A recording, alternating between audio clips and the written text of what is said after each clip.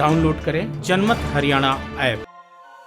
बड़ौदा सोनीपत जिले का वो हलका है जिसने 1977 से लेकर 2005 तक के सभी विधानसभा चुनाव में चौटाला परिवार का साथ दिया। इनेलो से जो भी कैंडिडेट आया, बड़ौदा वालों ने उसे चंडीगढ़ भेज दिया। बड़ौदा इनेलो या चौटाला परिवार पर इतना मेहरबान रहा है कि 2005 के विधानसभा चुनाव में इनेलो 9 सीटों पर सिमट गई थी।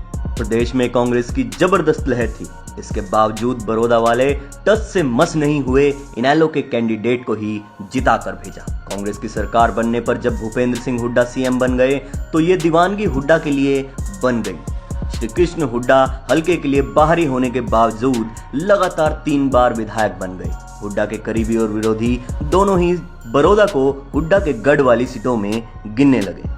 श्री कृष्ण हुड्डा के निधन के बाद इस सीट पर उपचुनाव होना है। उपचुनाव की वजह से नेताओं की हलचल हल्के में बहुत तेज बढ़ गई है, चाहे वो सत्ता पक्ष के नेता हो या फिर विपक्षी पार्टियों के। अब सवाल ये उठता है कि चौटाला और हुड्डा के राज में बड़ौदा को क्या मिला। बड़ौदा हरियाणा का पहला प्योर ग्रामीण विधानसभा क्षेत्र है जिसका खुद का कोई कस्बा नहीं है। ऐसे हलकों की हरियाणा में गिनती ना के बराबर है।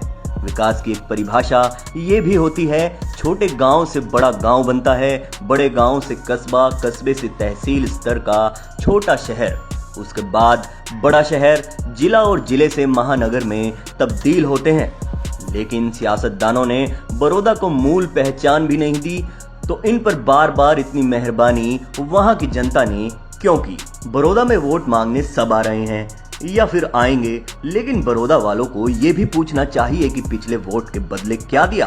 कहने को तो हरियाणा विकास में देश में सबसे तेजी से बढ़ रहा है, लेकिन बड़ौदा में बिजली, पानी और सड़क मूलभूत समस्या है। कम से कम ये तो कह सकते हैं कि ये समस्या आज पैदा नहीं हुई, बल्कि इसकी जड़ बहुत गहरी है। करीब 10 को बाद बड़ौदा में बिजली, पानी और सड़क तीनों की हालत में सुधार हुआ है। ऐसा हम नहीं कह रहे हैं, बल्कि खुद बड़ौदा वालों का कहना है। हल्के में ड्रेनों का जाल बिछा हुआ है, लेकिन पिछली सरकारों में गंदे नालों का पानी ज्यादा बहता था, जो इस सरकार में एक बार फिर साफ होकर किसानों के खेतों तक पहुंच रहा है। बहुत कुछ बदलाव देखने को मिला है जी। अब ड्रेन जीरी लगाने का समय है। किसान को बहुत पानी की जरूरत है, बिजली भी अच्छी आती है और ड्रेन में पानी भी आ रहा है। पिछली जो मौजूदा सरकार थी पिछले 5 सालों की, उसमें भी टोपा नहीं आया। पिछले 10 साल भूपेंद्र सिंह हुड्डा की सरकार थी, उसमें भी कोई पानी नहीं आया। अब फिलहाल तो ठीक आ रहा पानी, अगर इस तरह देंगे तो काम चल जाएगा।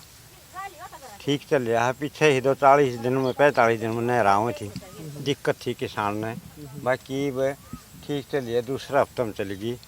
अगर इस तरह चलाए जाएंगे तो डीजल का खर्चा बच जाए, क्योंकि डीजल की महंगाई बहुत है। कांग्रेस को तो वोट देना ही नहीं है, हम तो जेजेपी को वोट देंगे। जेजेपी तो इलेक्शन नहीं लड़ रही, उसकी सहयोगी पार्टी बीजेपी को वोट देंगे। बड़ौदा में मूलभूत समस्याओं का अंबार लगा है। समस्याओं के सुधार की शुरुआत हुई है, भले ही ये शुरुआत चुनावी कह दी जाए। पहले तो वोट के बदले अगले 5 साल का इंतजार मिलता था। कोई गढ़ बचाने के लिए उतरेगा, किसी के लिए नाक का सवाल है, तो कोई खुद को मजबूत करना चाहता है। वायदों की बौछार बड़ौदा में होनी है। अब देखना यह है कि उपचुनाव में बड़ौदा के वोटर किस पर भरोसा जताते हैं। जनमत हरियाणा के लिए सुनील काद्यान की रिपोर्ट। राजनीति के आगे, राजनीति के पीछे, हर हलचल को जानने के लिए हमारे YouTube चैनल जनमत हरियाणा को लाइक करें, सब्सक्राइब करें और अपडेट रहने के लिए बेल आइकन दबाना ना भूलें। देखते रहें जनमत हरियाणा, सच के अलावा कुछ भी नहीं।